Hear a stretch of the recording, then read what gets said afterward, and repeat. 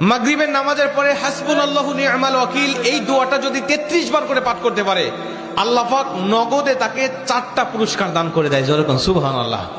এবং এই পুরস্কারগুলো আপনি নিজের চোখে দেখতে পারবেন যে হাসবুনাল্লাহু নি'মাল ওয়াকিল এই দোয়াটা পাঠ করার কারণে আল্লাহ পাক আপনাকে কি কি বেনিফিট দান করেছে। 1 নম্বরে আল্লাহ পাক আপনার দুশ্চিন্তা, আপনার টেনশন আল্লাহ পাক দূর করে দিবে। আপনি যত বড় দুশ্চিন্তায় থাকেন না কেন, আপনার টেনশন আপনাকে একদম শেষ করে দিচ্ছে। আপনি যদি হাসবুনাল্লাহু নি'মাল ওয়াকিল মানে আল্লাহ আমার জন্য যথেষ্ট, আল্লাহ আমার জন্য অভিভাবক হিসেবে যথেষ্ট, আপনি যদি দোয়া করতে পারেন, আল্লাহ পাক বলেন যে আমি আল্লাহ পাক তার টেনশন, তার দুশ্চিন্তা একেবারে দূর করে দেই। এটা হলো প্রথম নম্বর বেনিফিট।